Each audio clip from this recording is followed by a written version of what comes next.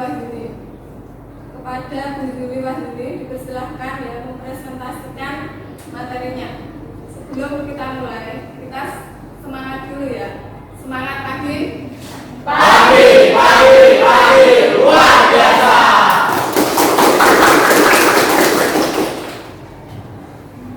Kepada Bu Zuli, silakan. Selamat pagi, assalamualaikum warahmatullahi wabarakatuh. Waalaikumsalam warahmatullahi wabarakatuh.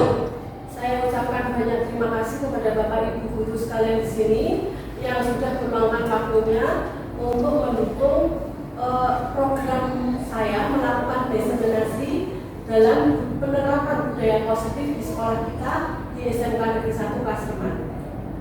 Pada kali ini saya akan berbagi sharing informasi tentang budaya disiplin positif di sekolah kita. Di sini saya tidak akan menggurui kepada Bapak Ibu guru sekalian di sini, cuma saya ingin berbagi informasi, kita sharing-sharing, barangkali nanti ada saling berbagi informasi, ada masukan atau mungkin ada yang perlu kita diskusikan di sini. Sebelumnya saya jelaskan sebentar mengenai tentang materi disiplin positif. Mungkin Bapak Ibu guru di sini sudah ada yang paham mengenai apa yang dimaksud dengan disiplin positif. Disiplin positif sebenarnya ini ya Bapak Ibu, kita sudah menjalankannya secara tidak langsung, kita sudah melihat semuanya. Kalau misalnya di setiap pagi kita, pasti kita akan menghadapi siswa kita, murid-murid kita di depan itu dengan menjemput mereka, misalnya dengan budaya setiap masuk kelas dengan berdoa bersama, menyanyikan lagu Indonesia Raya, mungkin dengan upacara bendera itu kan kita selalu wajib siswa-siswa kita harus sesuai dengan melakukan tata tertibnya. Itu sudah merupakan suatu disiplin positif ya. Jadi intinya sekolah kita sudah menjalankan program disiplin positif. Tapi mungkin di sini perlu ditambahkan bahwa mungkin ada hal baru yang mungkin Bapak Ibu guru akan dapatkan. Mungkin kalau yang lalu-lalu itu disiplin positif itu kan hanya ada hukuman sama penghargaan. Di sini saya mengikuti program Mendukung Gerak ini. Kebetulan saya terjaring yang saya tuju adalah tentang apa selain tentang mendapatkan ilmu dan yang memang tugasnya ya luar biasa gitu. Semoga ke depan Bapak Ibu bisa mengikuti jejak saya di calon Mendukung Gerak ini. Terima kasih atas waktunya. Di sini yang dimaksud dengan disiplin bahwa kita sering disiplin itu selalu ada kaitannya dengan ini ya, mungkin Bapak Ibu memakainya hukuman gitu ya. Kalau tidak disiplin berarti nanti ada sanksi yang menanti gitu ya, hukuman. Kalau anak yang tidak pernah melanggar tata tertib mungkin diberikan penghargaan, misalnya seperti itu. Jadi disiplin itu sebenarnya satu pembentukan karakter anak gitu ya. Di sini disiplin positif selain hukuman sama penghargaan, di sini ada tambahannya, yaitu adalah konsekuensi. Mungkin Bapak Ibu ada yang tahu, ada yang paham tentang apa makna konsekuensi itu? Konsekuensi. Jadi mungkin seperti ini. Kalau misalnya dia di sini, misalnya melanggarnya gimana ya? Tidak absen tepat waktu. Pukul 07 itu harus sudah absen. Kalau melewati jam itu pasti ada konsekuensinya. Konsekuensinya misalnya apa? Misalnya nanti ditegur dari kepala sekolah atau mungkin dinas. Kalau misalnya ini berlaku untuk anak, misalnya anak yang melanggar tata tertib, misalnya nanti ada atau melanggar keyakinan kelas yang telah dibuat, ada konsekuensinya. Misalnya apa? misalnya konsekuensinya, misalnya dia menumpahkan minuman di lantai, misalnya kayak ini ya. Konsekuensi bukan gimana ya? Itu misalnya mengepel lantai yang telah dia kotori, misalnya seperti itu ya.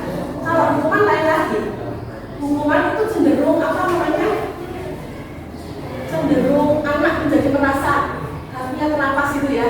Kadang satu mereka malu mungkin ya, karena mungkin apa namanya, karena tidak mentaati tata tertib pada waktu upacara.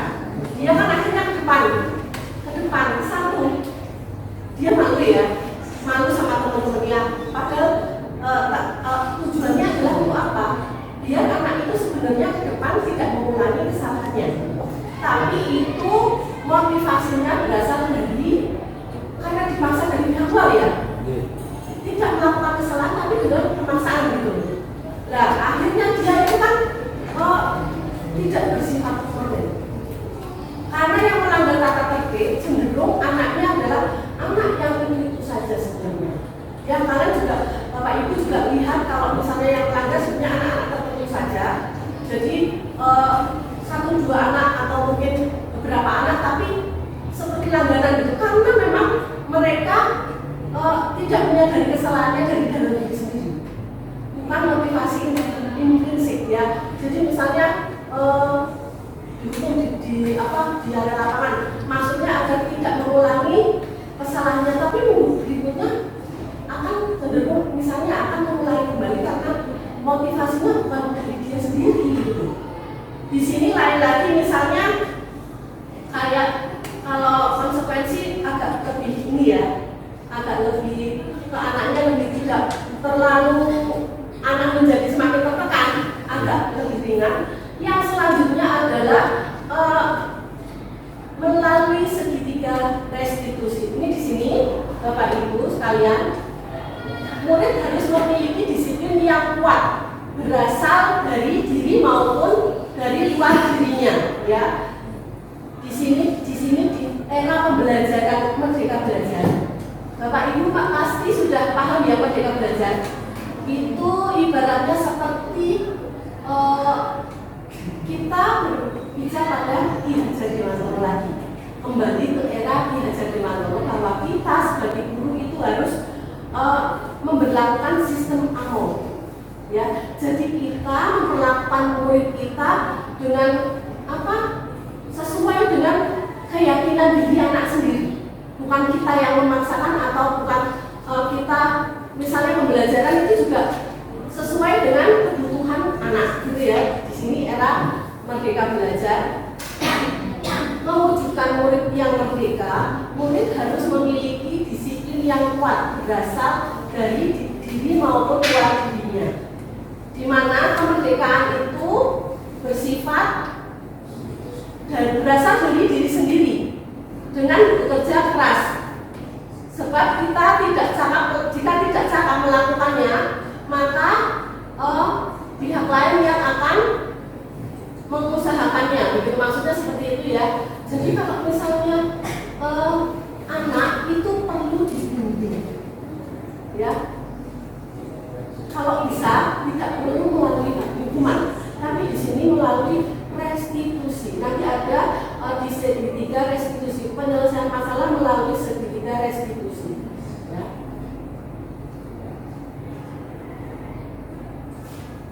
Selanjutnya,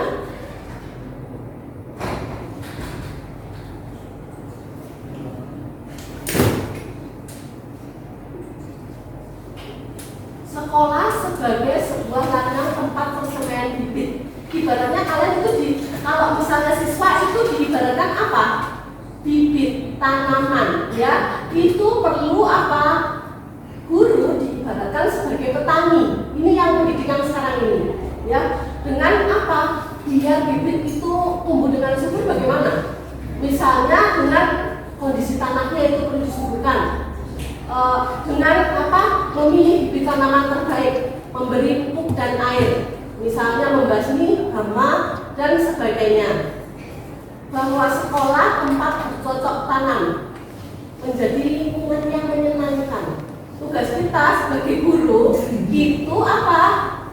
membuat lingkungan sekolah kita menjadi menyenangkan, bukan malah sekolah jadi anaknya malas, aku malas sekolah, aku takut nanti ada pelajaran ini, misalnya ada pelajarannya Biayu atau Dia atau Beni karena aku tidak bisa mengerjakan atau mungkin pelajarannya Pak Imam gitu.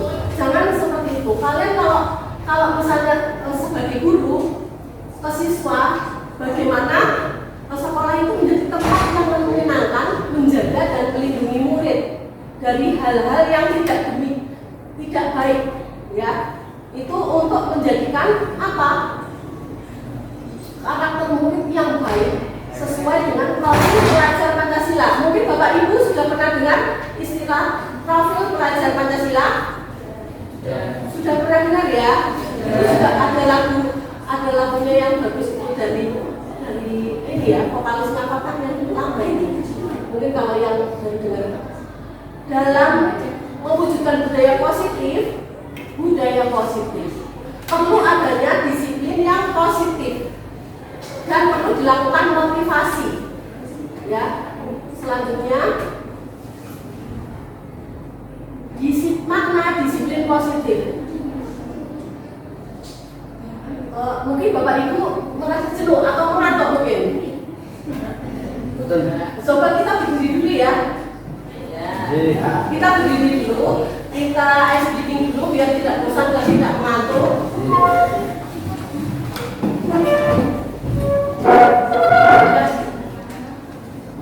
Tangannya diangkat ke kanan, digoyang-goyangkan. Tangannya diangkat ke kiri, digoyang-goyangkan. Tangannya ke depan, digoyang-goyangkan. Tangannya disilang, jempolnya bergoyang. Bagaimana? Sudah cukup rileks? Sudah tidak mengantuk ya? Silakan kembali duduk kita. Di sini mengenai makna disiplin positif.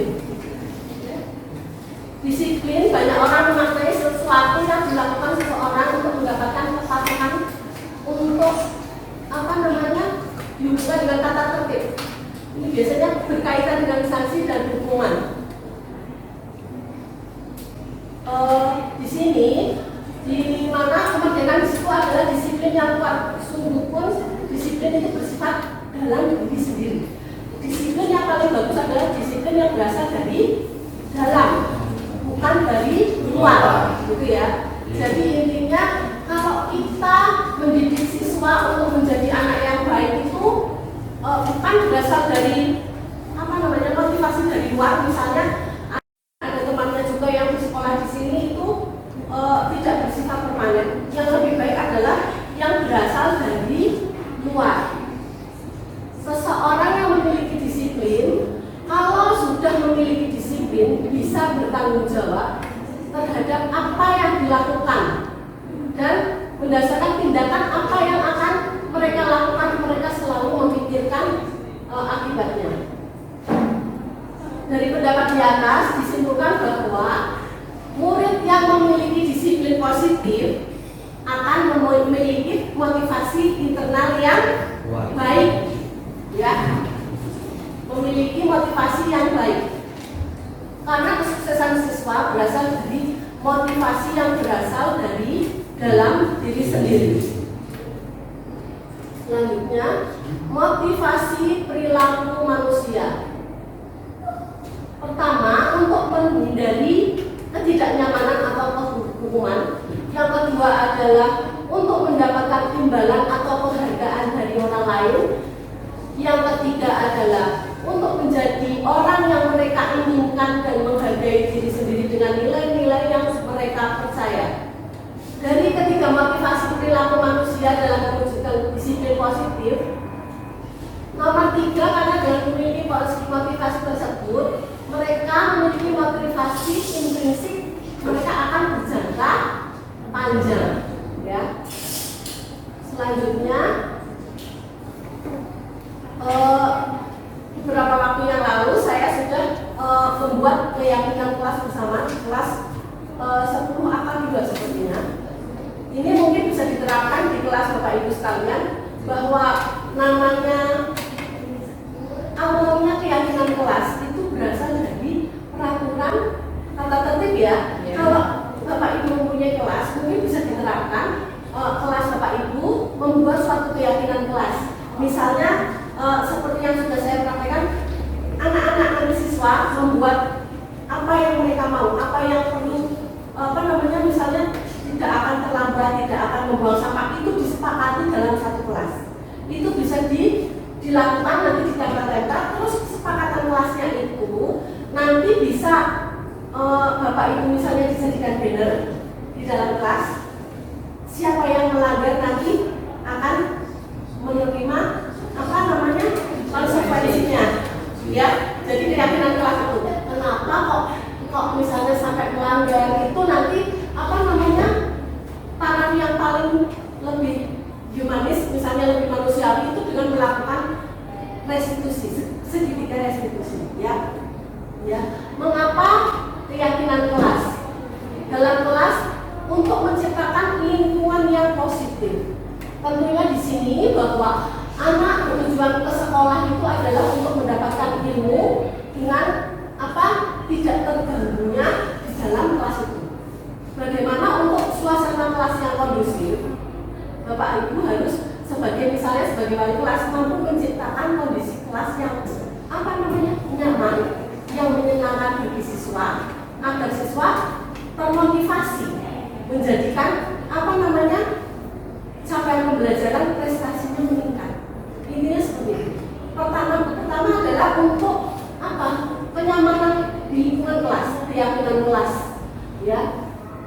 Keyakinan akan memotivasi seseorang dari dalam, memotivasi secara intrinsik, akan lebih tergerak dan bersemangat menjalankan keyakinannya daripada mengikuti serangkaian peraturan, ya.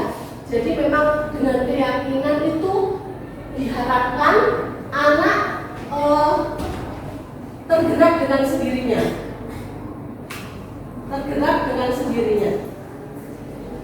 Selanjutnya,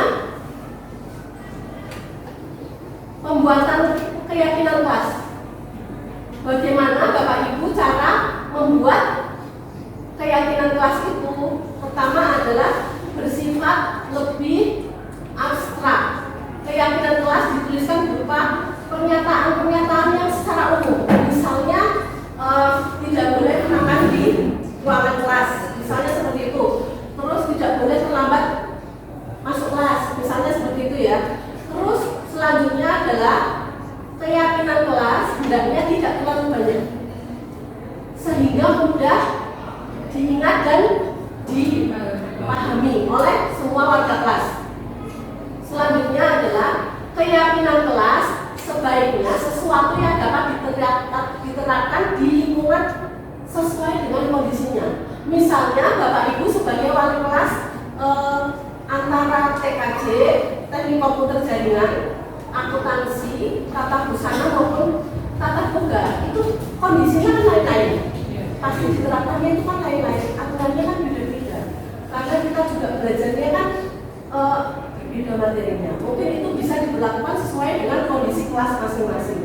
Untuk selanjutnya adalah semua warga kelas hendaknya ikut berkontribusi dalam pembuatan keyakinan kelas lewat kegiatan pertama yang dilakukan adalah mungkin Bapak Ibu bisa menerapkan dengan cara curah pendapat atau diskusi bersama, ya, diskusi bersama. Selanjutnya adalah bersedia meninjau kembali keyakinan kelas dari waktu ke waktu. Menurut Bapak Ibu, keyakinan kelas itu bersifat secara terus-menerus atau mungkin bisa diganti. Bisa diganti ya. Mungkin itu secara kondisi bisa, misalnya selama satu semester ada perubahan, silakan itu bisa diganti sesuai dengan kondisi masing-masing kelas itu. Mungkin ada perubahan keyakinan apa yang perlu diperbarui, apa yang perlu dihilangkan, gitu ya. Untuk selanjutnya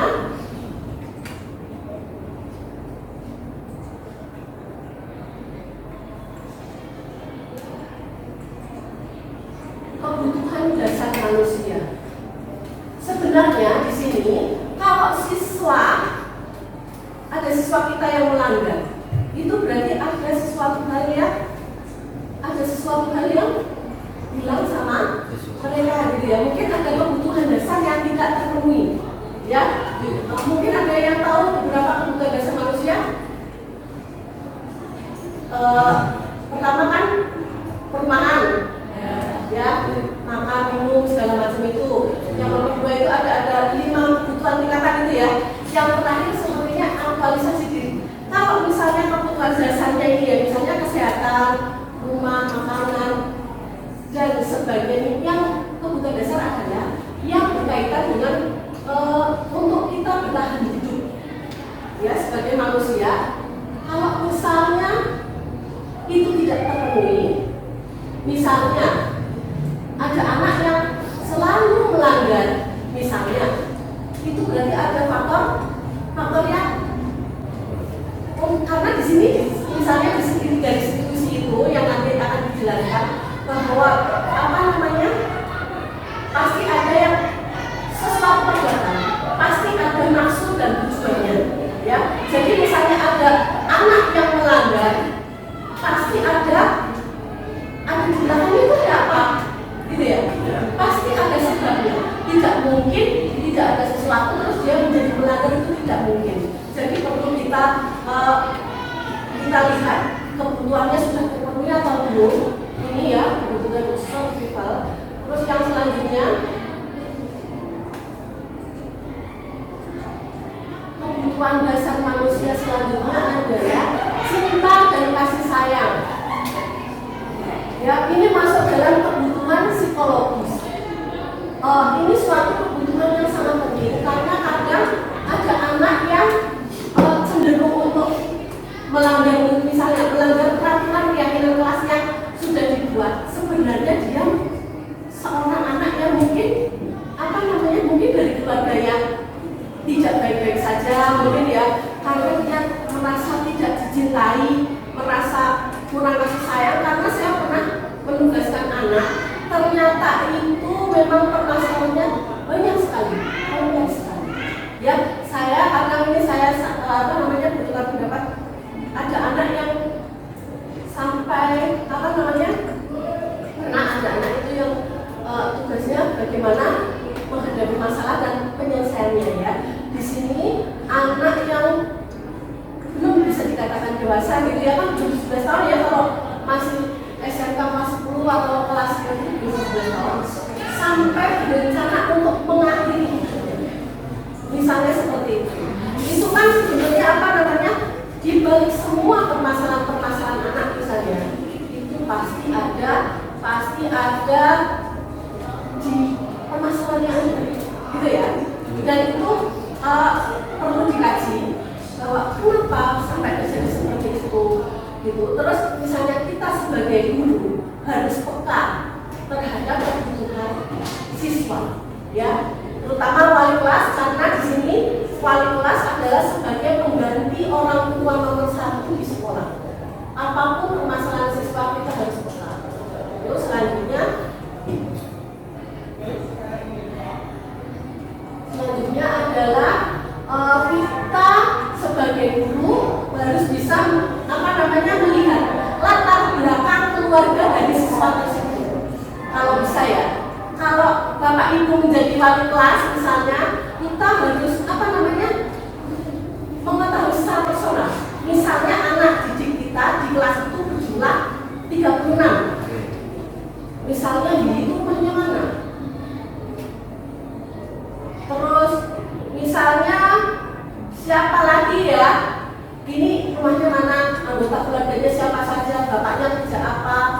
Itu perlu ditelusuri untuk mengetahui lebih mengenal secara personal siswa. Itu sangat-sangat bagus pendekatan personal untuk mengetahui kebutuhan siswa kita. Selanjutnya kita harus mengenal anak itu bergabung dengan siapa saja. Teman mereka itu sangat penting karena apa? Pertemanan itu sangat mempengaruhi apa? Siswa, kehidupan siswa. Siswa itu menjadi baik buruknya itu tergantung lalu juga faktor nomor 2 selain lingkungan keluarga adalah pertemanan, pergaulan kita, gitu ya. Lalu jika ada permasalahan, guru harus apa? Lebih bijaksana dalam menyikapinya. Selanjutnya adalah kita harus menjadi terampil atas prestasi dan keterampilan didengarkan dan memiliki rasa harga diri. Kebutuhan dasar manusia yang selanjutnya adalah memiliki harga diri. Kalau misalnya anak dihukum di depan, misalnya dengan kelihatan semua teman-temannya, kira-kira anak itu memiliki harga diri atau tidak? Tidak, sebaiknya dipanggil misalnya secara personal saja gitu ya. Itu seperti itu. Biar mereka tidak merasa malu maupun kecewa. Lebih mendekatkan diri ke anaknya saja. Karena sebetulnya semua tindakan adalah ada yang melatar belakangnya. Selanjutnya kebutuhan akan untuk bebas, untuk mandiri, untuk mempunyai mengendalikan arah hidup seseorang. Bahwa siswa sebenarnya adalah kadang merasa bahwa mereka siswa akan merasa bosan dan berusaha untuk tidak melanggar aturan. Selanjutnya,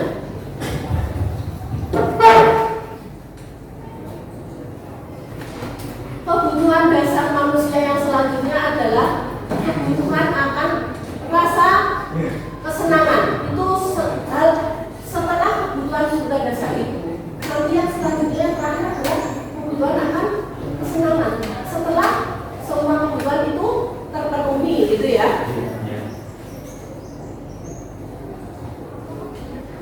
5 posisi kontrol. Di sini adalah kita sebagai guru itu yang mempunyai 5 posisi. Pertama, penghukum. Ya, perlu Bapak Ibu guru ketahui bahwa penghukum bisa menggunakan hukuman fisik maupun verbal.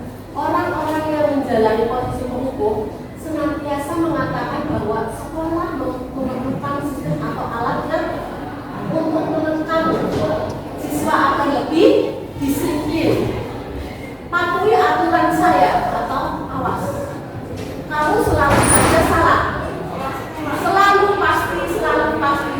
Terakhir seperti ini. Guru seperti ini senantiasa percaya hanya ada satu cara agar pembelajaran berhasil, yaitu dengan cara dia. Ya. Selanjutnya adalah posisi yang selanjutnya adalah membuat orang merasa bersalah. Ya, kalau di sini posisi guru biasanya akan bersuara lembut, membuat orang merasa bersalah. Contohnya misalnya apa? Gimana? Kamu sangat kecewa sekali dengan kamu. Berapa kali Bapak harus memberitahu kamu ya? Dimana coba? Itu kan sudah membuat anak merasa bersalah, gitu ya. Ini di posisi ini murid akan memiliki penilaian diri yang buruk tentang diri mereka. Murid merasa tidak berharga dan telah mengecewakan orang-orang yang mereka sayangi, ya. Selanjutnya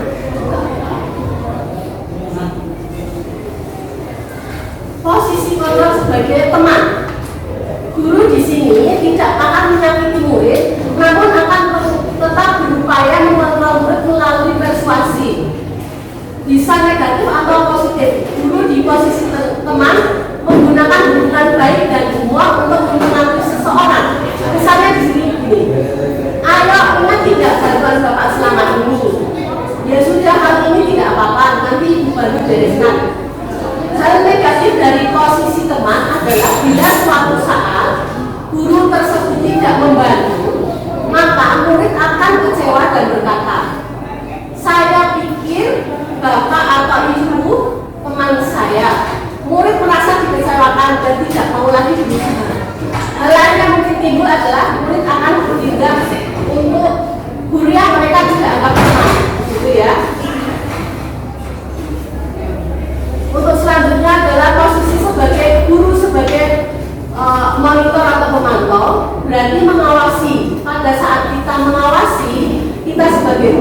bertanggung jawab atas perilaku orang-orang yang kita awasi. Termasuk di sini dengan menggunakan sanksi atau konsekuensi. Misalnya ini, apa yang telah kamu lakukan? Sanksi atau apa konsekuensinya? Seorang pemantau sangat menandakan hubungan. Posisi ini menggunakan stiker slip catatan daftar cek.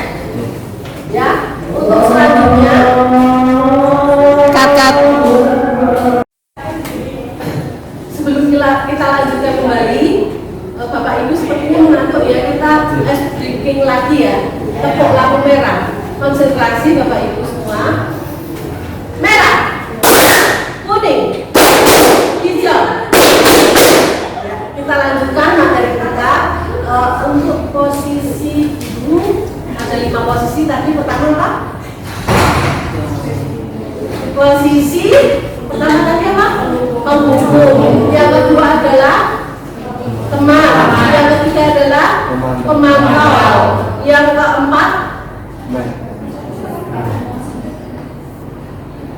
yang ini yang posisi terakhir. Yang sebelumnya ada posisi apa? Teman sudah ya. Pertama penghubung. Terus apa lagi?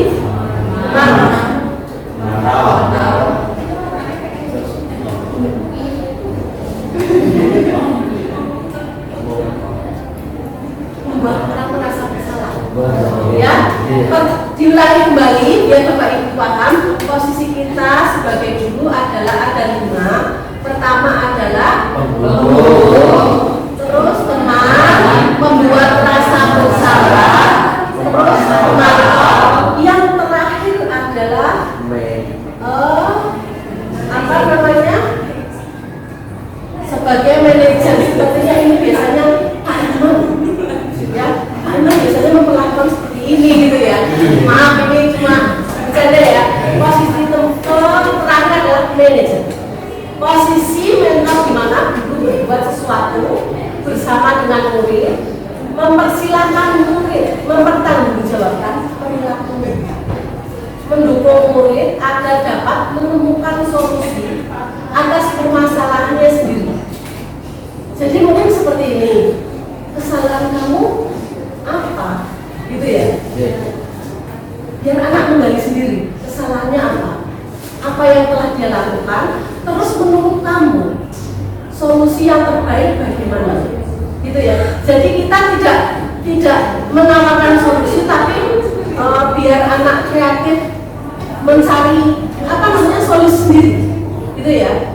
Jadi itu akan lebih baik mungkin agar ke depan anak menjadi apa namanya tidak selalu bergantung, menjadi mandiri, gitu ya, lebih mandiri. Seorang manajer memiliki keterampilan di posisi teman maupun apa? Penghubung. Iya, betul ya Bapak Ibu ya. Di sini posisi manajer. Seorang manajer telah memiliki keterampilan di posisi teman maupun pemantau.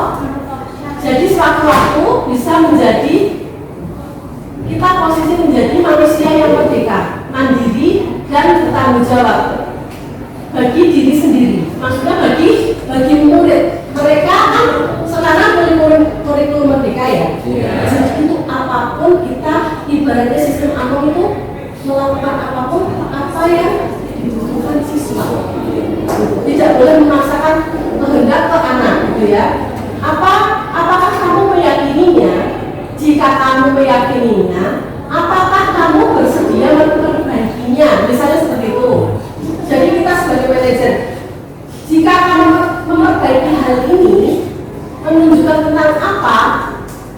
Terus selanjutnya ditanya, rencana kamu untuk memperbaiki hal ini apa? Tugas seorang manajer bukan untuk mengatur perilaku seseorang, tetapi apa? Kita membimbing murid agar dapat mengatur dirinya ya. Kebetulan kalau tugas manajer apa? Ada POAC. Oh, biasanya Bapak Ibu. Yang pertama planning ya. P. Terus yang kedua organizing. Ya itu seperti itu ya biasanya ya. Mungkin kalau yang sudah Bapak Ibu yang apa sudah paham ya. Organizing, terus A, activating. Maksudnya apa yang akan kita lakukan? Ya. Terus yang keempat apa? C. C adalah controlling. Ya, mengontrol kegiatan itu sudah berjalan dengan baik atau belum. Yang terakhir apa? Yang terakhir itu controlling itu tadi ya. B, planning, organizing, actuating, controlling ya. Udah, selanjutnya seorang manajer bukan memisahkan murid dari kelompoknya. Bukan kita sebagai guru tidak akan memisahkan murid dari kelompoknya. Tapi misalnya kamu melakukan suatu kesalahan, misalnya dengan segitiga restitusi nanti akan kita jelaskan di sini. Apa namanya? Yang dari pribadi yang gagal menjadi anak yang sukses, misalnya seperti itu. Dengan menyadari apa? Kesalahannya, dengan mengembalikan menjadi karakter yang lebih baik lagi ke komunitasnya, seperti itu ya. Ini seperti itu bisa jadi praktek penerapan disiplin sehari-hari kita. Kita akan kembali ke posisi teman atau pemantau karena murid yang ditangani belum siap diajak diskusi atau melakukan restitusi. Namun perlu disadari, tujuan akhir dari 5 posisi kontrol seorang guru adalah pencapaian posisi manajer, di mana posisi inilah murid dapat menjadi pribadi yang mandiri, merdeka, dan bertanggung jawab atas sikapnya, yang pada akhirnya dapat menciptakan lingkungan yang tujuan kita adalah apa, Bapak Ibu? Lingkungan yang positif, nyaman, dan aman. Selanjutnya, segitiga restitusi. Mohon maaf ini karena terburu, jadi segitiganya tadi belum sempat saya buat. Restitusi merupakan suatu cara menanamkan disiplin pada murid, menciptakan kondisi untuk memperbaiki kesalahan mereka, sehingga mereka bisa kembali kepada kelompok mereka. Misalnya di kelas 12 TKJ 2 ada anak yang ada 1 atau 2 anak yang sering melakukan keyakinan kelasnya sering dilanggar. Tapi bagaimana dia menanamkan disiplin kembali ke siswa dan dikembalikan sesuai dengan karakter yang lebih baik lagi gitu ya, lebih kuat lagi. Itu seperti itu, menjadi pribadi yang lebih disiplin dan positif, memiliki tujuan. Penekanannya bukan pada perilaku kenapa dia bersalah, ya. Namun tujuannya adalah agar memiliki motivasi dan anak menjadi lebih baik lagi. Intinya seperti itu. Kalau di segitiga restitusi, selanjutnya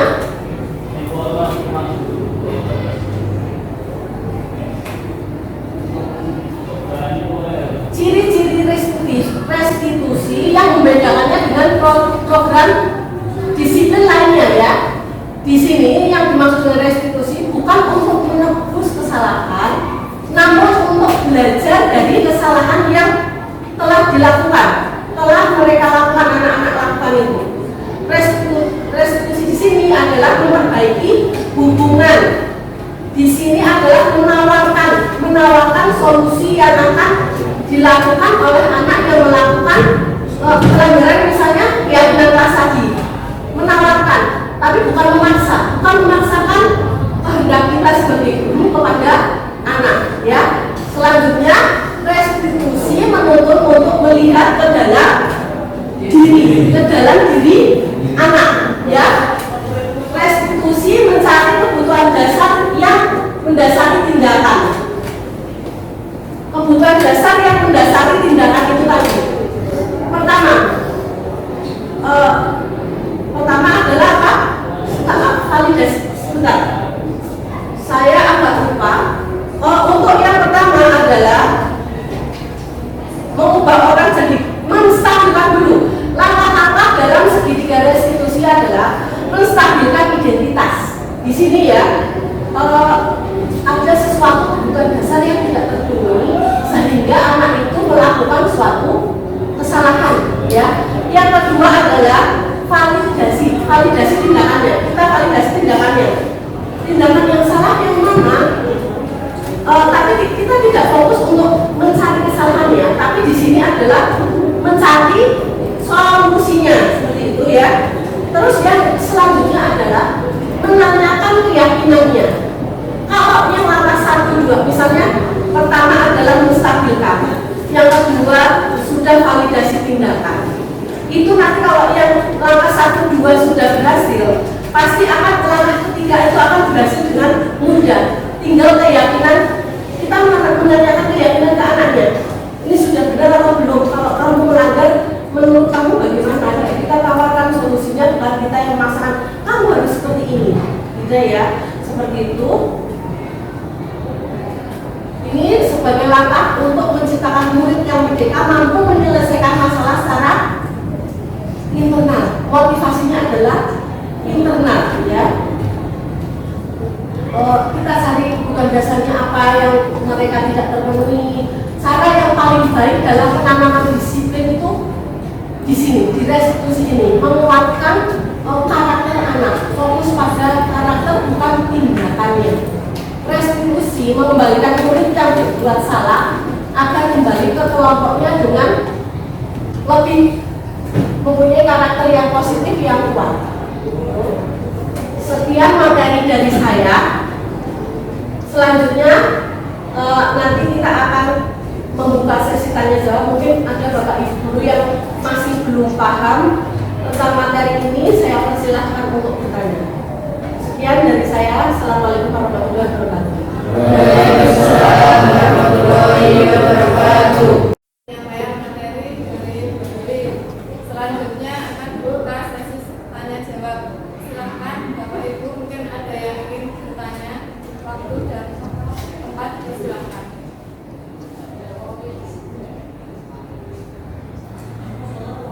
Silakan, monggo. Selamat siang Pak Willy.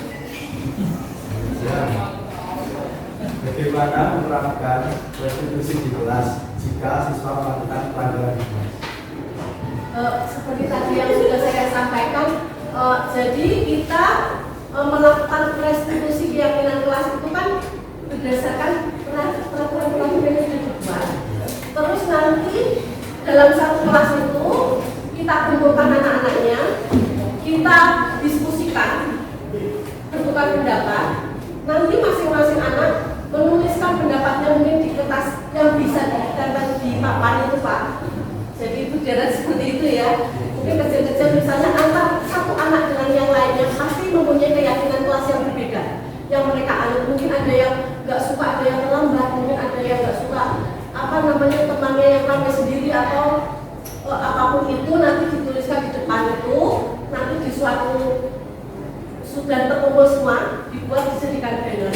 Mungkin bisa dipasang di salah satu pojok kelas itu biar mereka ingat kalau ada yang melanggar nanti ditanyakan lagi. Itu seperti itu. Mungkin ada yang mau ditanyakan kembali.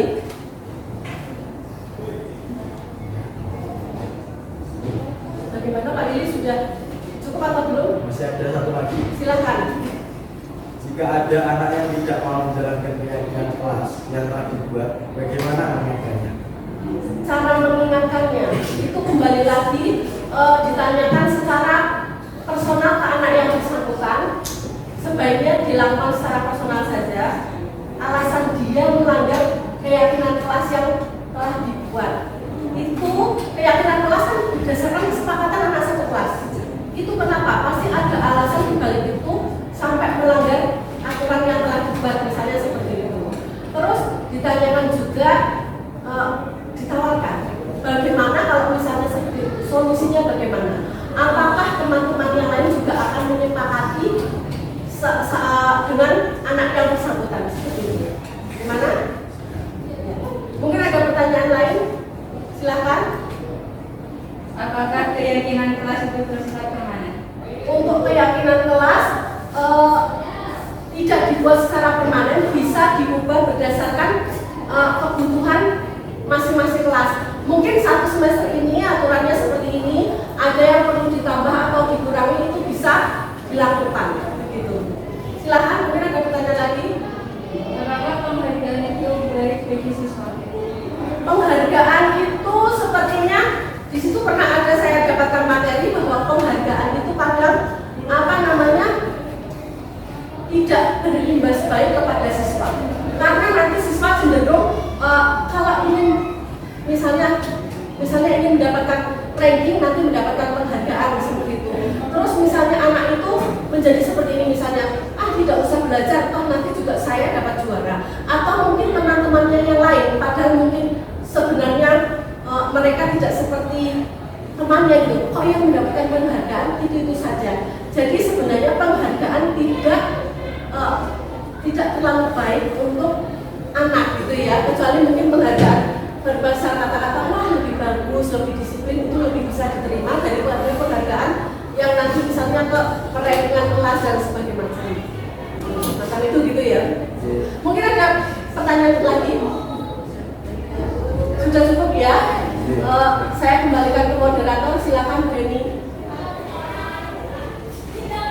Terima kasih saya ucapkan kepada Ibu yang telah menyampaikan materi tentang disiplin positif kepada kami, sehingga kami mempunyai paradigma baru tentang disiplin positif yang sebelumnya kami baru memahami penegakan disiplin melalui hukuman dan penghargaan. Untuk siswa yang tidak mematuhi peraturan diberikan hukuman secara tidak langsung memotivasi siswa untuk tidak melanggar keyakinan kelas yang telah disepakati. Hukuman yang efektif diberlakukan karena bersifat jangka pendek dan berpeluang melakukannya kembali. Dilakukannya dengan reward dan konsekuensi.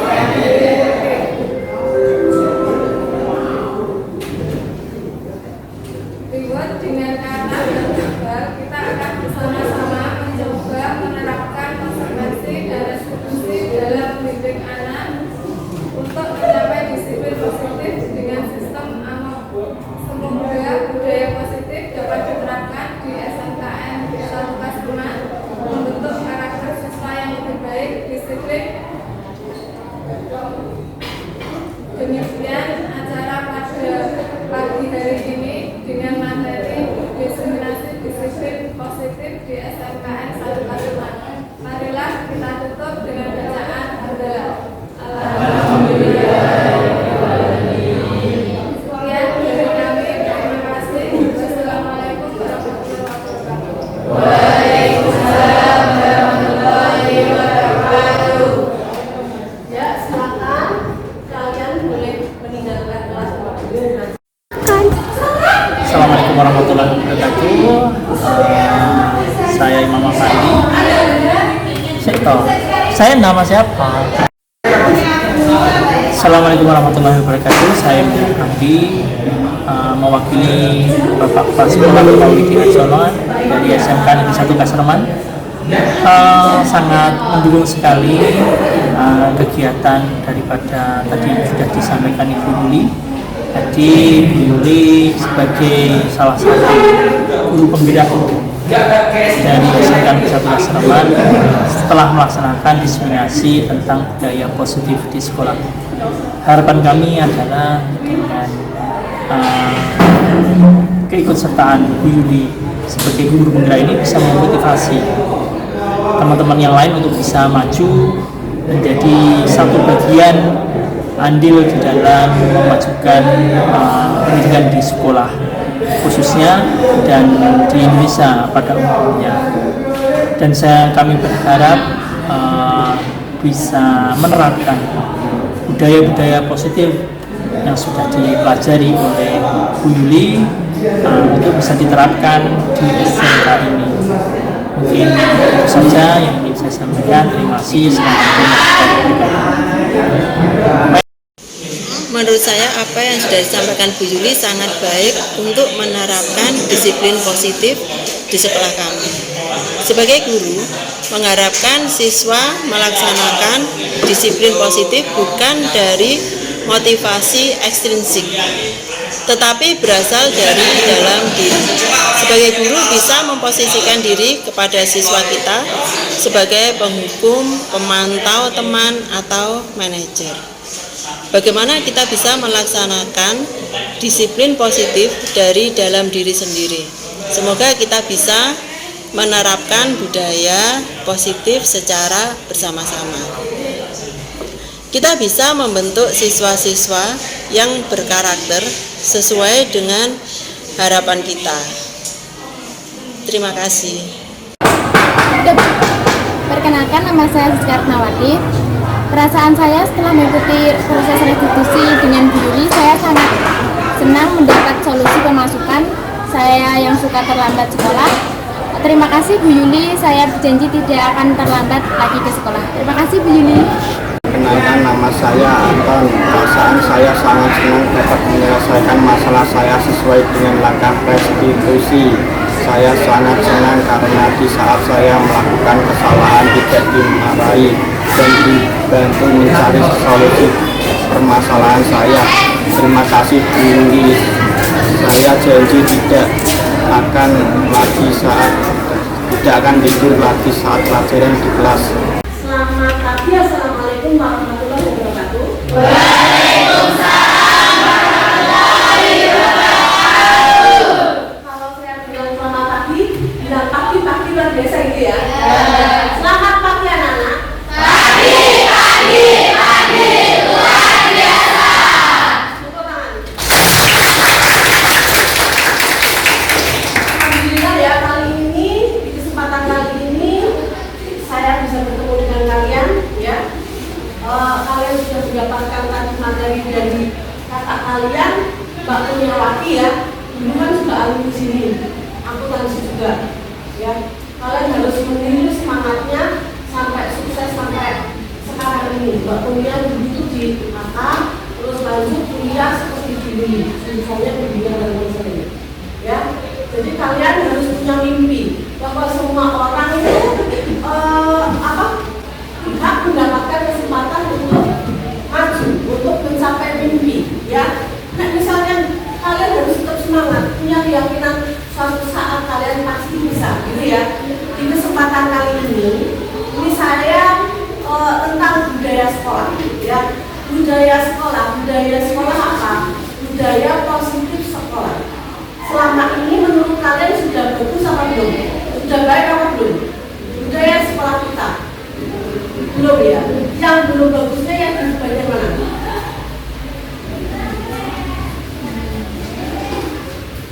Tapi sementara ini sudah berjalan dengan baik ya. Maksudnya ada penjemputan kalian apa namanya tata tertibnya segala macam ya. Ini kalian kan wali kelasnya kan Bu Dewi, ya kan? Kalian sudah membuat peraturan kelas ya? Belum. Keyakinan kelas. Ini Bu Yuli di sini mau menerangkan tentang keyakinan kelas. Jadi menurut kalian yakini, saya minta kalian nanti menuliskan masih individu masih beda-beda punya mimpi apa sih yang kalian kepingin, keyakinan kalian kelas kalian menurut kamu terlambat nanti ngapain gitu ya. Terus kalian mempunyai angan-angan apa nanti ditulis di sini ya, terus nanti dijaga ke depan ya. Ini buat kesepakatan kelas ya. Nah, nanti sudah selesai, nanti kalian dibuat kesepakatan kalian bergabung sama satu kelas ini, sekiranya mana yang layak untuk menjadi keyakinan kelas kalian gitu ya. Paham ya? Paham? Ini sekarang kalian coba silakan ambil masing-masing satu, nanti kalian tulis, kalian tempel ke depan. Ini nanti setelahnya sekretaris kita siapa ini? Ya, nanti setelah duduk musyawarah berdiskusi ya, nanti kalian sepakati yang ini bisa masuk dalam poin keyakinan kelas kalian.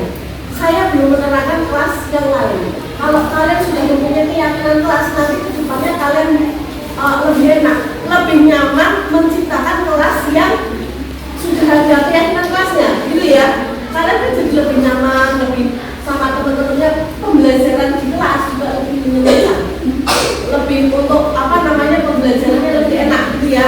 Silakan kalian ambil, silakan kalian isi, nanti segera ditandakan. Silakan kalian ambil. Kalian dibuat misalnya kalian tulis di kertas A10 kalau misalnya di dalam kan jadi kalian beda sama kelasnya lain-lain. Sudah berlaku yang di dalam itu dia lebih baik. Silakan ini diambil. Ayo sini diambil. Harus sekat-sekat dulu. Jangan yang terakhir. Silakan diambil jangan cuma ya. Nanti kalau cepat lebih baik lebih cepat selesai. Selanjutnya tolong dilakukan dulu silakan.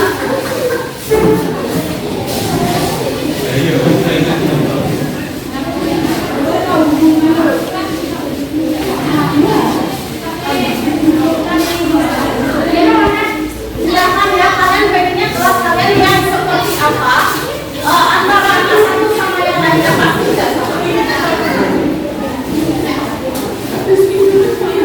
Videonya nanti kalau nggak apa, aku nanti saja. Tidak betul.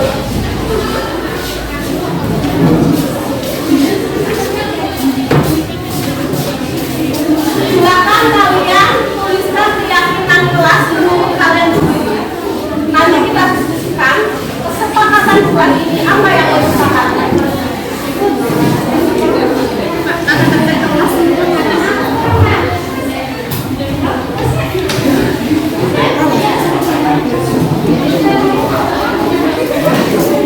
Silakan kalian isi.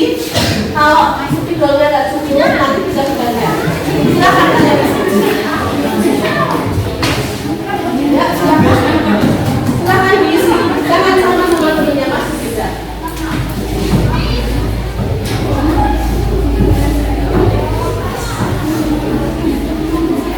Silakan diisi. Jangan terlalu apa namanya? Pasti ada apa yang kalian inginkan. Ya. Apa yang nggak boleh kelas ini? Apa yang ternyata memberatkan ini misalnya terlambat lama sering tidak masuk atau mungkin jangan melakukan ganti sama gitu bisa gitu. Ya. Silakan. Silakan kalian tuliskan nanti semuanya ditempel di depan. Ya.